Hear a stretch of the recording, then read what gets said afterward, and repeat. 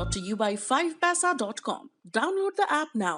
नमस्ते, मैं हूं प्रशांत और आप खर्चा पानी देख रहे हैं। एक पूरे नए अवतार में है आज खर्चा पानी और हमारे साथ एक खास मेहमान भी हैं। आज हमारे साथ हैं बिजनेस टुडे के मैनेजिंग एडिटर सिद्धार्थ जरावी। बहुत बहुत धन्यवाद प्रशांत, और खर्चा पानी में मुझे बुलाने के लिए हार्दिक धन्यवाद। अब हम शुरू करते हैं और आज 3 बड़ी जो खबरें हैं वो पहला है जेट एयरवेज।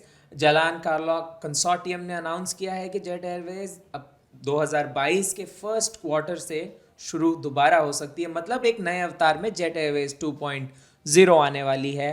दूसरी बड़ी खबर है पीएमसी बैंक और गुरु राघवेंद्र सहकारा बैंक से जुड़ी। अगर आप इनके ग्राहक हैं तो अगर आपका पैसा इसमें फंस गया था वो आपको मिल सकता है।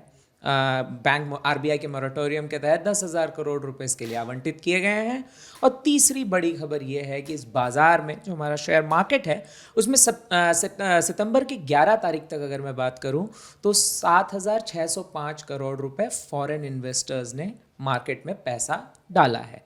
इसके क्या मायने हैं और इन सारी बातों पर चर्चा करेंगे। और चलते चलते हम बात करेंगे, इनकम टैक्स डिपार्टमेंट ने एक ट्वीट करके दावा किया कि उसने 6 सितंबर तक 70,000 करोड़ रुपए बकाया टैक्स लोगों के वापस लौटा दिए हैं। तो इन सब पर हम बात करेंगे। अब बढ़ते हैं पहली खबर की तरफ। जेट एयरवेज का ये जो अनाउंसमेंट आया है सिद्धार्थ जी, आप पहले तो ये एयरलाइन इंडस्ट्री के लिए क्या मायने रखता है ये अनाउंसमेंट इस तर्ज पर, क्योंकि एयरलाइन इंडस्ट्री कोविड-19 के बाद बुरी तरह से प्रभावित हुई थी और पिछले दिनों हमने देखा राकेश झुनझुनवाला और जेट और इंडिगो के पूर्व सीईओ ने मिल के असाका एयरलाइंस की शुरुआत की भी घोषणा की थी, जो शायद वो भी फर्स्ट क्वार्टर में 2022 के शुरू हो सकता है। तो एक मार्केट जो गिरता हुआ इंडस्ट्री देखा जा रहा था, वहाँ अब दो बड़े प्लेयर्स दोबारा आ रहे हैं, क्या मायने रखते हैं? देखिए, बड़ा अच्छा प्रश्न है आपने जो पूछा है। And we have to remember, जहाँ तक जेट एयरवेज की बात है तो जेट एयरवेज हमारे इतिहास में और हमारी सिविल एविएशन में एक बड़ी इंपॉर्टेंट कंपनी रही है। जैसे लो कॉस्ट फ्लाइंग के अगर हम बात करें कभी भी तो कैप्टन गोपीनाथ और एयर डेक्कन को याद करना पड़ता है। तो इसी प्रकार से जेट एयरवेज का जो पहले अवतार था जो बंद हो गया था, उसकी अगर हम भूमिका और उसकी जो कंट्रीब्यूशन देखें तो वो ये थी कि full service airline private sector में बड़ी अच्छी हाई स्टैंडर्ड्स वाली वो थी।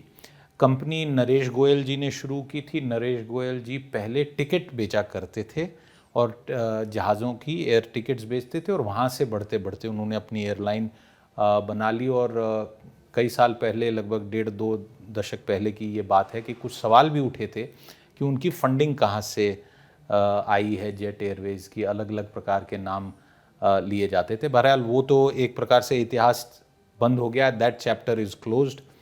एक नया चैप्टर खुलने वाला है और आपने 2 बड़े इंपॉर्टेंट प्रश्न पूछे हैं। एक तो जेट एयरवेज, मुझे लगता है हम चर्चा कर सकते हैं कि वो कैसी होगी, पर उससे बड़ा जो आपने एविएशन इंडस्ट्री के बारे में सवाल पूछा, एक बिल्कुल वाजिब सवाल है। कारण ये है कि स्वाभाविक रूप से हर कोई कहता है कि पैंडेमिक में तो इतना नुकसान हुआ तो नई एयरलाइन क्यों। तो 2 बातें आपको समझनी पड़ेंगी।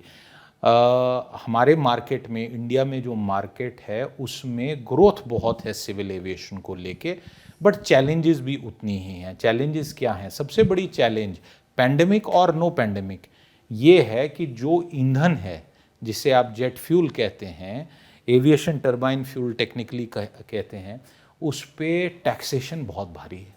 ओके।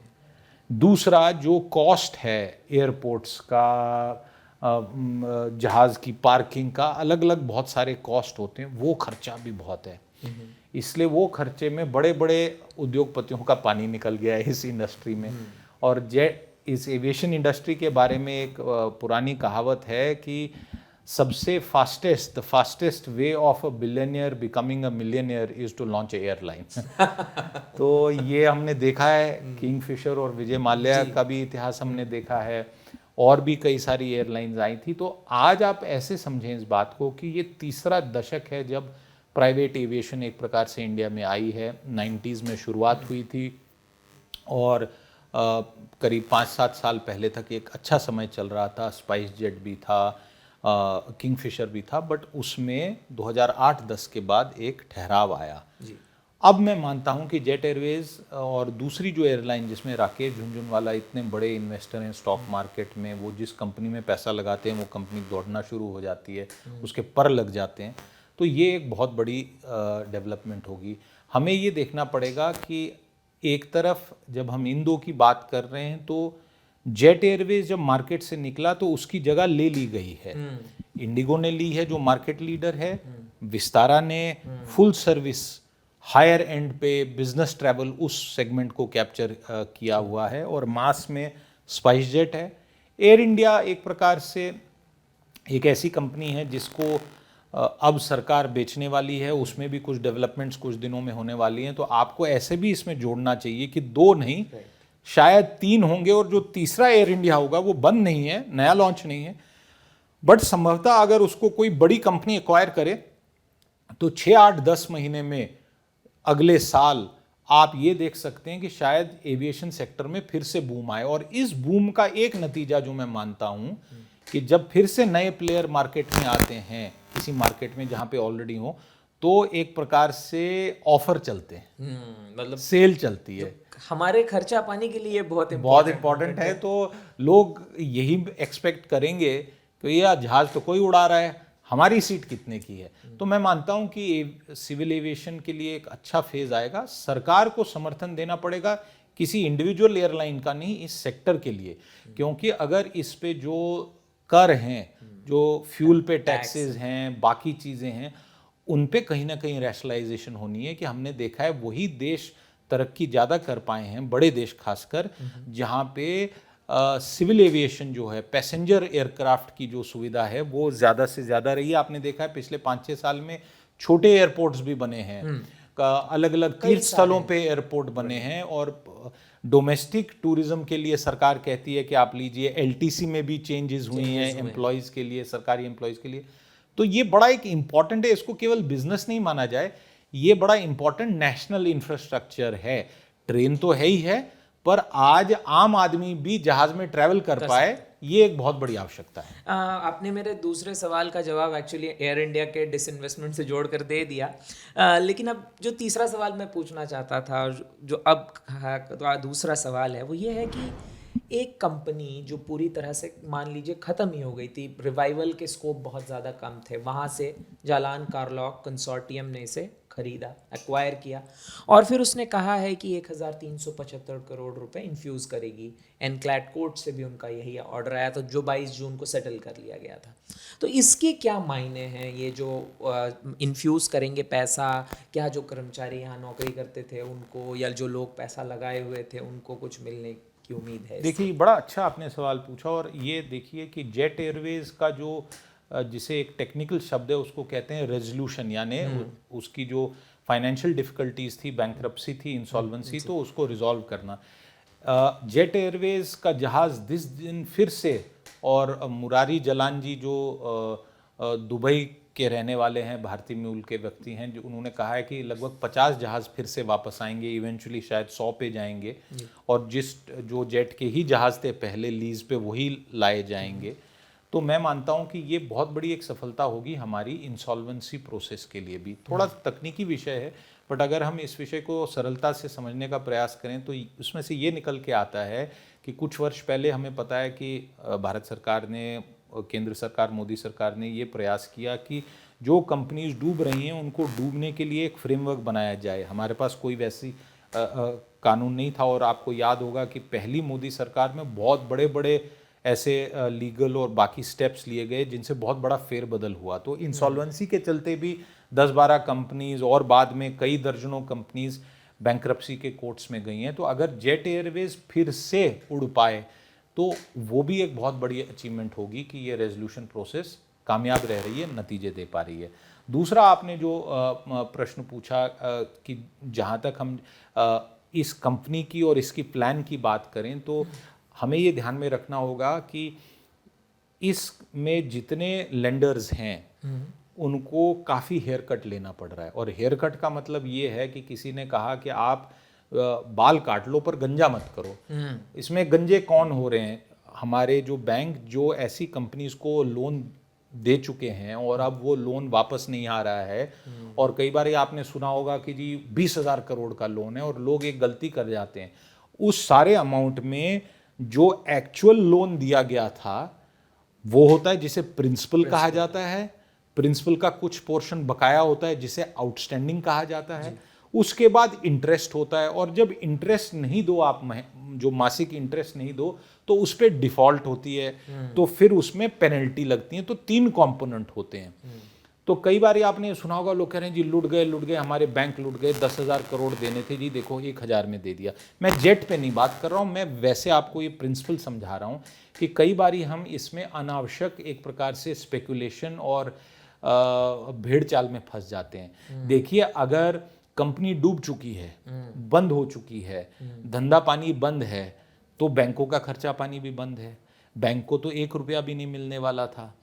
अब अगर जो असल है वो भी नहीं मिल रहा है तो सूद तो भूल जाओ। ये तो बहुत पुरानी कहावत है कि भैया यहाँ तो असल नहीं मिल रहा, सूद तो भूल जाओ। तो इसी प्रकार से बैंक कई बारी क्या कर रहे हैं इस फ्रेमवर्क से, वो ये कह रहे हैं यार 100 रुपये थे, 100 में से चलो 10 मिल रहे हैं, 8 मिल रहे हैं, 7 मिल रहे हैं, 12 या 15, 20 मिल रहे हैं, अलग अलग सिनेरियोज हैं, कम से कम ये लेके चलो। दूसरा आपने बड़ा इंपॉर्टेंट विषय उठाया और मैं इससे ये समझाना चाहूँगा हमारे दर्शकों को कि ये तो रही बैंक की, ये देनदार लेनदार की बात है, बट आपने बहुत अच्छा एक पॉइंट उठाया कि मुलाजिम का क्या। हमने कंज्यूमर की बात की कि शायद कुछ कंपटीशन के कारण जो दर हैं वो कम हो जाएं, जो टैरिफ है टिकट्स का वो कम हो जाएगा, पर एम्प्लॉयज़ का क्या। आज आप स्थिति समझो कि किसी भी एयरलाइन को ढंग से चलाने के लिए पर प्लेन एक रेशो माना जाता है कि एक प्लेन पे इतने एम्प्लॉयज़ होने चाहिए, पायलट से लेके जिसके हाथ में जहाज़ की कमान है उस व्यक्ति तक जो बिल्कुल एकदम बेसिक काम कर रहा है, उस चेन में सारे लोग बहुत इंपॉर्टेंट होते हैं। एविएशन ऐसी बिजनेस है जहाँ पे मिस्टेक नहीं की जा सकती, हाईली ट्रेंड एम्प्लॉयज़ हैं, चलता है एटीट्यूड नहीं हो सकता है, ट्रेनिंग चाहिए लगातार। तो एम्प्लॉयज़ के साथ जो जेट एयरवेज और ऐसी बहुत कंपनीज हैं हमारे देश में पिछले कुछ सालों की आर्थिक बदहाली के कारण, जहाँ पे सबसे ज़्यादा चोट एम्प्लॉयज़ को पड़ी। क्यों पड़ी? क्योंकि कानून जो बनाया गया वो बैंक देनदार के हित में बनाया गया। अब जो एम्प्लॉयज़ हैं या जिसने चाय दी, जिसने स्टेशनरी दी, जिसने टैक्सियाँ दी, जिसने रोज़ उस दफ्तर के एंट्री पे जो फूल लगते हैं वो दी, या वहाँ साल में 2 बारी पेस्ट कंट्रोल किया, या जिसने फैसिलिटीज़ थी, उन सबको ऑपरेशनल क्रेडिटर कहा जाता है। 2 टाइप के क्रेडिटर देनदार होते हैं। एक होते हैं जिन्होंने लोन दिया पर उसकी एवज में कुछ सिक्योरिटी ली, इसको सिक्योर्ड क्रेडिटर कहा जाता है अंग्रेजी भाषा में, फाइनेंशियल टर्मिनोलॉजी में। दूसरा ये होता है जो ठेका कर लेता है कंपनी से, कैंटीन चला दूंगा जी आपका, आप महीने का 10,000 दे देना, मैं एम्प्लॉयज को सब्सिडी दूंगा और महीने के अंत पे आपको मुझे इतने पैसे देने पड़ेंगे। अब वो बिलें बढ़ती गई। आपको ध्यान में होगा कि जेट ने तो शायद हमारी तेल कंपनीज जिनसे वो अपना एविएशन फ्यूल खरीदते थे उनके पैसे भी नहीं दिए, उन्होंने भी सप्लाई बंद कर दी। ऐसे कई किस्से स्टोरीज आपको ध्यान में होंगे।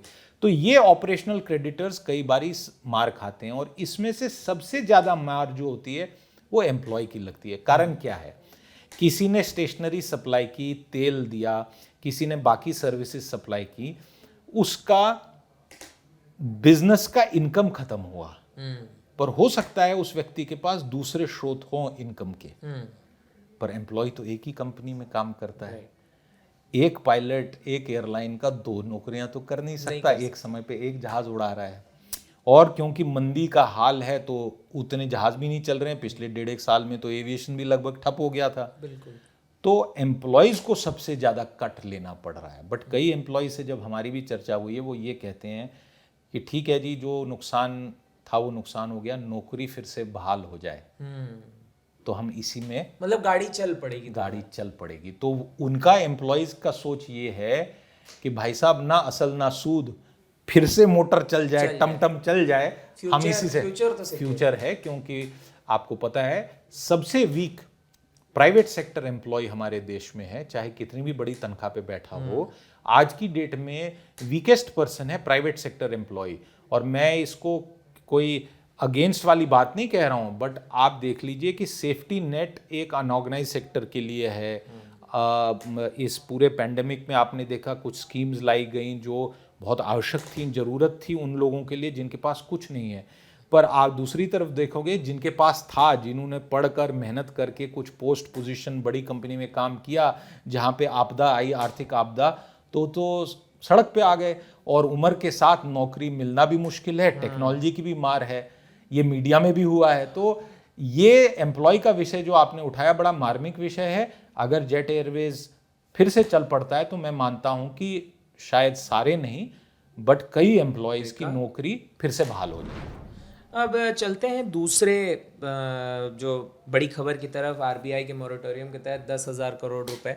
और अगर आप पंजाब और महाराष्ट्र कोऑपरेटिव बैंक के मतलब सेविंग्स डिपॉजिट में आपका खाता है वहाँ, या आपका खाता गुरु राघवेंद्र सहकारा बैंक में है, तो ये आपके लिए बड़ी खुशखबरी है। क्योंकि अगर आपके वहाँ पैसा था, आपके बैंक अकाउंट में पैसा था और आपको नहीं मिल पाया है, तो अब मिलेगा। हालांकि अभी तक बैंक्स ने ये लिस्ट फाइनलाइज नहीं की है, लेकिन इसमें जो समझने वाली बात है वो ये है कि deposit insurance credit guarantee act जो है, जिसके तहत एक कॉरपोरेशन है जो आरबीआई का सब्सिडरी है, ये किस तरह से ये असर्टन करता है। और इसमें जो पहला रकम था वो 1 लाख था, फरवरी 2020 में इसको बढ़ा के 5 लाख किया गया। ये किस तरह से काम करता है और क्या ये एक खुशखबरी है बाकी भी बैंकों के लिए जिनमें लोगों के पैसे डूब गए थे? बहुत अच्छी बात है। देखो, सबसे पहले समझना पड़ेगा कि हमारे देश में कुछ समय पहले तक आपका कितना भी बड़ा बैंक डिपॉजिट हो, और भगवान करे सबका डिपॉजिट करोड़ों में हो जी बिल्कुल, पर उसकी जो सिक्योरिटी थी उसमें से पक्का शायद 1 लाख ही था। उसका क्या मतलब हुआ कि अगर बैंक कुड़की हो जाए, दिवाला हो जाए, कुछ और कारण से आपके पैसे ना लौटा पाए, क्योंकि बैंक कैसे कमाता है, एक बैंक के बारे में थोड़ी सी तकनीक की बात है बट उसको अगर हम समझने का प्रयास करें, जब आप यानी एक व्यक्ति या बिजनेस जब वो पैसे कहीं चीज़ में निवेश करती है, उनके पास पैसे आते हैं तो वो उनकी इक्विटी बनती है, वो उनका एसेट बनता है कि पैसे आए हैं, बिजनेस बढ़ाएंगे। किसी व्यक्ति के पास, इंडिविजुअल के पास सैलरी आती है तो वो उससे गाड़ी घोड़ा मकान जो कुछ है वो खरीदने निकलता है। बैंक का थोड़ा सा उल्टा होता है। बैंक जब आपका डिपॉजिट लेता है ना तो वो उसका एसेट नहीं माना जाता है, उसकी लाइबिलिटी मानी जाती है। इसका मतलब क्या हुआ, बैंक को वो पैसा वापस देना है और जब तक वापस नहीं दिया तो वो जिम्मेवारी है उस पर। अब उसकी जिम्मेवारी 1 लाख तक की थी, वो 5 लाख हो गई। कई लोग जो थोड़ा समझते हैं इन विषयों को, वो एक बैंक में सारे पैसे नहीं जाते, जो अंग्रेजी में कहावत होती है ना कि don't put all your eggs in one basket, तो वो अलग अलग में बांट देते थे। बट कई लोग ज्यादा ब्याज के चक्कर में, और दूसरा जो कोऑपरेटिव बैंक्स थे उनके बारे में अलग अलग प्रकार की राय है लोगों में। कुछ लोग कहते हैं जी बिल्कुल निकम्मे टाइप की जगह है, इसमें जी राजनीति है, फलान है, ढिमकान है। अब उस डिबेट में ना हम जाएं, मैं इतना ही कहूँगा कि जो कोऑपरेटिव बैंक्स थे वो छोटे शहरों में, गांव कस्बे में बैंक्स थे जहां ब्रांच थे, जहां पे मैनेजर को लोग नाम से जानते थे। वहाँ लंबी चौड़ी ओटीपी 5 बारी 20 मिनट फ़ोन पे वेट करने का चक्कर नहीं होता था। अंदर जाते थे, भाई साहब आपको नमस्ते ठोकता था, आप वापस सलाम करते थे, आपका काम हो जाता था। और एक वैसे वातावरण में जहाँ पे फाइनेंशियल लिटरेसी क्या नॉर्मल लिटरेसी भी कम है, वहाँ कोऑपरेटिव बैंक्स एक बड़ा इंपॉर्टेंट रोल प्ले करते हैं। लास्ट माइल रीच भी बड़ा सवाल, बहुत इंपॉर्टेंट है, और पर्सनलाइज्ड रीच। अभी भी हमारे देश में अधिकांश आप देखेंगे देश जमीन से जुड़ा हुआ देश है, विषय भी ज़मीनी विषय हैं, और एक दूसरे को जानना पहचानना और सोशल डिस्टेंसिंग में काम नहीं हो पाता है। तो कोऑपरेटिव बैंक्स को लेके भी काफ़ी समस्याएं हुई हैं। अब अगर हम इस विषय पे आए, जो आपने ये बैकग्राउंड समझना जरूरी था कि डिपॉजिट बैंक पे लाइबिलिटी होता है और आपकी कमाई का जरिया होता है, सेविंग्स रेट ले लें या टर्म डिपॉजिट की रेट ले लें। तो अब जो ये डिपॉजिट गारंटी एक्ट को जो नोटिफाई किया गया है, इसके तहत अब क्या होगा कि ये पैसे लौटाए जाएंगे। अब ये एक प्रक्रिया है, ये प्रक्रिया बैंक का हमें समझना चाहिए कि बैंक जो 3 लेवल पे हमारे बैंक्स का नियम बनता है। एक केंद्र सरकार के अपने बैंक्स हैं, यानी देश के बैंक्स हैं, फिर स्टेट्स के बैंक हैं, जम्मू कश्मीर बैंक एक उसमें से एक एग्जाम्पल है, फिर एक कोऑपरेटिव मूवमेंट के तहत बैंक्स थे, उनको अब आरबीआई मॉनिटर करेगा, आप जानते हैं आरबीआई लाइसेंसर है।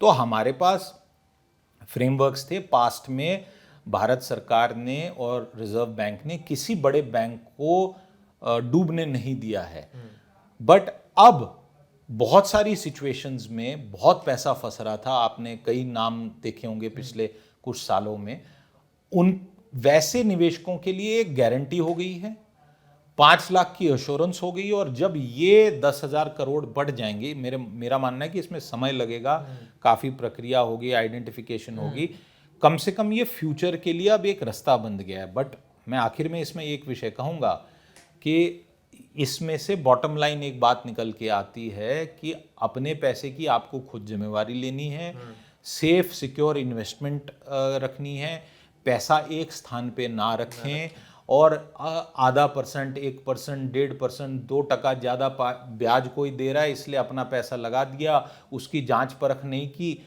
उसका बड़ा ध्यान रखें। इस सारे में से अगर आपके पास हैं पैसे तो भगवान की कृपा है, माँ लक्ष्मी की कृपा है, बट उस कृपा को संभाल के रखनी आपकी जिम्मेवारी है। आगे बढ़ते हुए बस इसमें एक चीज़ छोटी सी ऐड करनी की थी, जो 5 लाख तक का आपको पेमेंट मिलेगा उसमें आपका ब्याज भी जुड़ा हुआ है, जितने समय का ब्याज नहीं दिया हुआ था वो भी है। अब चलते हैं हम अगले जो हमारा अगला बड़ा आज का इशू है जिस पर हम बात करेंगे, वो है बाजार को लेकर बहुत सारी चर्चाएं पिछले दिनों हुई हैं। कोविड के दौरान बाजार गिरा था, फिर बाजार उठा पिछले दिनों भी, और अगर सितंबर महीने की बात करूं मैं, तो अगर सिर्फ 11 सितंबर तक देखें तो 7,605 करोड़ विदेशी निवेशकों ने बाजार में डाला है।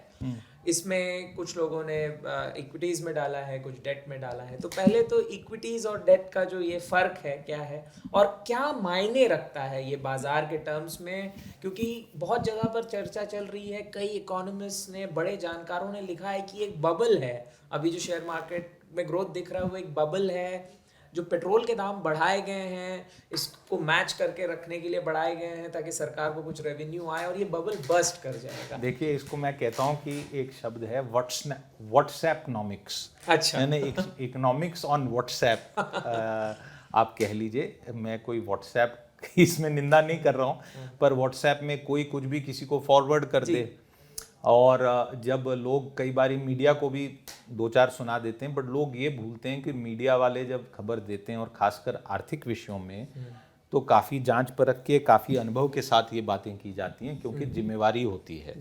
हम आपको गुमराह नहीं कर सकते हैं, हम गलत बयानी नहीं कर सकते हैं। तो आपने जो ये विषय उठाया, इसको 2-3 हिस्सों में बांट के प्रयास करता हूँ फटाफट आपका आंसर देने का। पहला, इक्विटी में पैसा लगना क्या होता है। इक्विटी अगर आप किसी भी में लगाएं तो जिसे हम कहते हैं शेयर खरीदे जाते हैं, बाजार से शेयर खरीदे जाते हैं। बाजार यानी कौन सा? Bombay stock exchange, national stock exchange, अलग अलग प्रकार के हैं।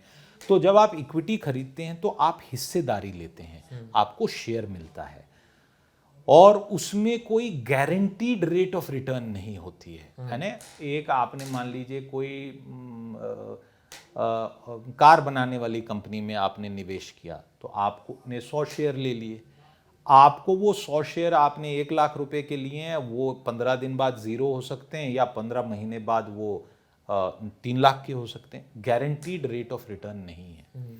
दूसरी तरफ जो आपने डेट बोला, डेट यानी आप ब्याज पे किसी को पैसा दे रहे हो, उसका अलग मार्केट है, और उस ब्याज पे जब आप पैसा देते हो तो आपको एक स्पेसिफिक अमाउंट प्रॉमिस किया जाता है।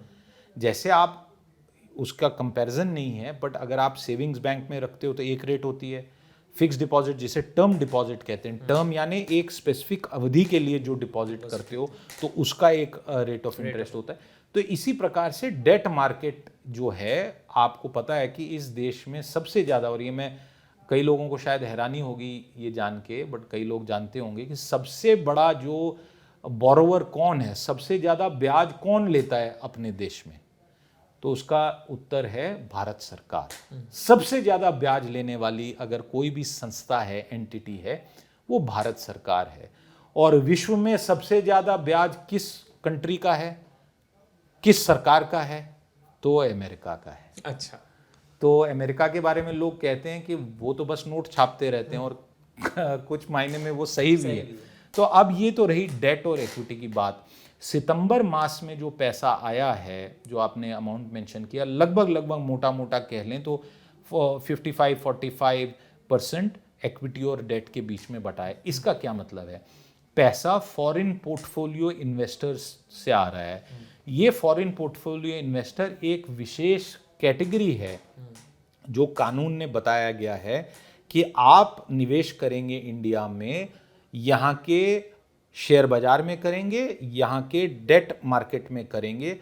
आपको डायरेक्टली किसी कंपनी में एक स्टेक लेके 20 साल नहीं रखना है, आप कंपनीज के शेयर्स में खरीद फरोख्त कर सकते हैं। तो ये मासिक डेटा आता है पिछले कई महीनों से। आपने सही कहा कि ये एक उछाल पे है। इसके दो कारण हैं। पहला कारण ये कि जब पैंडेमिक के बाद विश्व की आर्थिक व्यवस्था संभलना शुरू हुई तो कई बड़े विकास जो डेवलप्ड नेशंस हैं उन्होंने, आपने देखा होगा कि बड़े बड़े उन्होंने कोरोना रिलीफ पैकेजेस दिए। यानी उन्होंने कुछ और नाम रखा होगा, कोरोना रिलीफ के नाम से हम उसको जान सकते हैं। उसमें क्या हुआ कि वर्चुअली अमेरिका की मैं आपको बात बताऊं तो उन्होंने कैश वाउचर दिए। छोटा किसी का ढाबा चलता था तो $4000 दे दिए, फलां को कुछ और दिए। अलग अलग लेवल पे उन्होंने बड़े सस्ते दर पे बिना ब्याज के लोन्स भी दिए बिजनेसेस को अपना वापस लाने के लिए, एयरलाइन सेक्टर के लिए बहुत सारा उन्होंने काम किया। अब ये जो पैसा आया, जैसे जैसे कोरोना में से निकलते गए, वैक्सीनेशन होती गई, वहाँ पे बिजनेस वापस आनी शुरू हुई। और आपने देखा है कि कई तो अब मार्केट्स ऐसे हैं जहाँ पे नॉर्मल बिजनेस आ गई है, रेस्ट्रिक्शंस नहीं है। तो वो पैसा कहीं ना कहीं ब्याज के लिए, पैसे पे कमाई हो, जिसे कहा जाता है ना कि अगर आप अपने नोटों को तकिए में दबा के रख लेंगे तो वो बढ़ेंगे नहीं। पैसा बढ़ता है कोई चीज़ में निवेश करने से। आप ज़मीन खरीद लो, मकान खरीद लो, सोने में बहुत लोगों का विश्वास है, शेयर खरीद लो, डेट पे डाल दो। लोग तो आजकल क्रिप्टो भी खरीद रहे हैं। यानी एक वर्चुअल एसेट जिसको किसी ने देखा नहीं, और भारत के परिप्रेक्ष्य में आप क्रिप्टो करेंसी से मुझे नहीं लगता कि चाय का कप भी खरीद सकते हो, तो उसमें निवेश कर रहे हैं।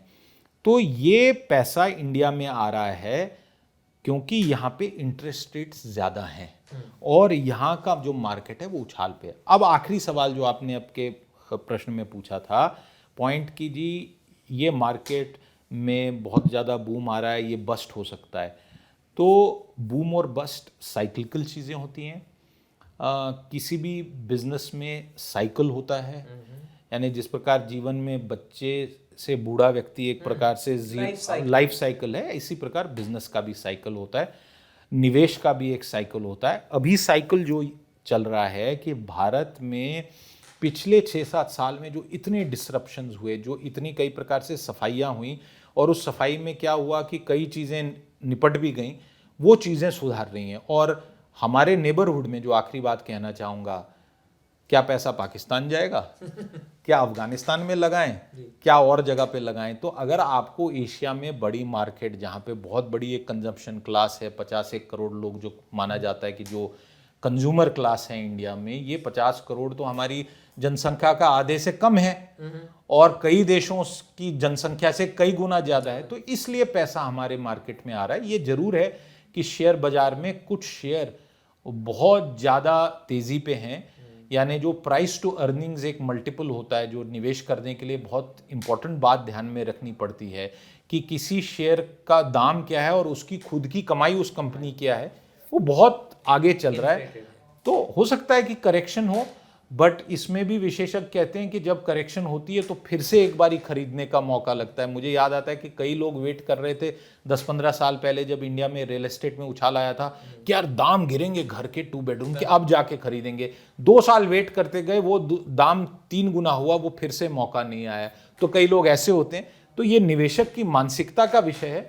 बहरहाल हम इतना ही कह सकते हैं कि भारत में कई चीज़ें अच्छी हो रही हैं, स्ट्रॉन्ग फंडामेंटल्स हैं।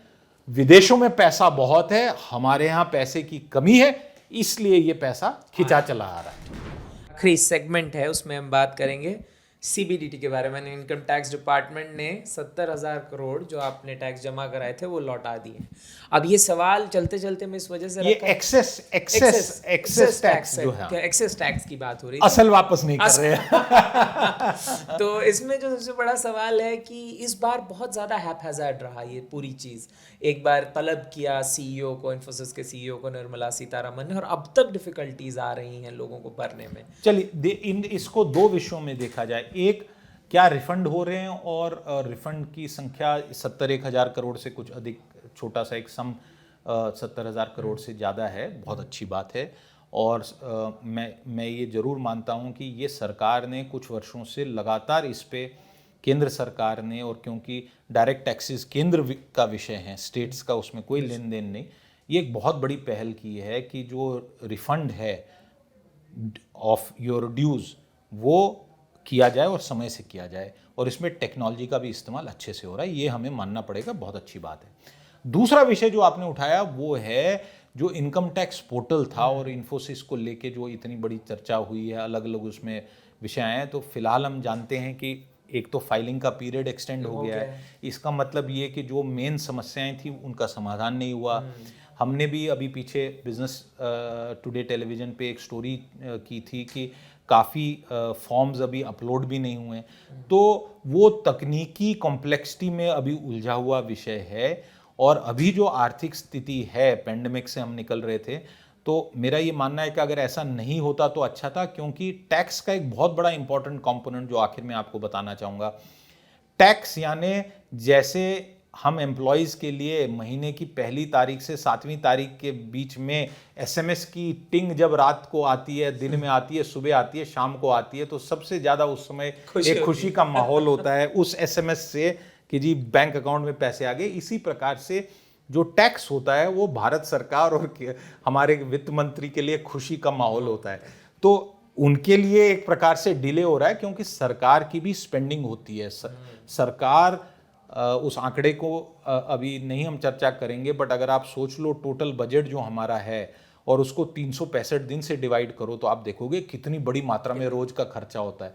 तो आमदनी भी आनी चाहिए। तो ये सबसे बड़ा जो इसमें दिक्कत हुई है इन्फोसिस के कारण, वो भारत सरकार को हुई है, झेल रही है। और अब वो जो 5 जने में किसी ने अपना ओपिनियन लिखा, उस पर वित्त मंत्री ने अभी कुछ एक प्रकार से मैं कहूँगा टिप्पणी दी है, जिसमें वो शायद, और बाकी लोगों से भी हमने बात की है, वो ये कह रहे हैं कि ये वो जो विषय है वो सरकार का स्टैंड नहीं है। तो उस विषय को तो हम छोड़ेंगे, बट ये मैं मानता हूं कि अगर आपको लग रहा है कि टैक्स रिटर्न फाइलिंग में ज़्यादा समय मिला है, तो दूसरा पक्ष भी उसका समझिए कि सरकार को अपनी कैश मैनेजमेंट संभालने में थोड़ी बहुत उतनी ही अड़चन या दिक्कत होगी। तो सबसे ज़्यादा नाराज भारत सरकार है इन्फोसिस से, आप और मैं नहीं, एज टैक्स पेयर्स। बहुत बहुत शुक्रिया, बहुत बहुत धन्यवाद। हमारा प्रोग्राम आज यहीं ख़त्म होता है। कल फिर मिलेंगे आपके साथ नई खबरों के साथ। शुक्रिया, नमस्कार।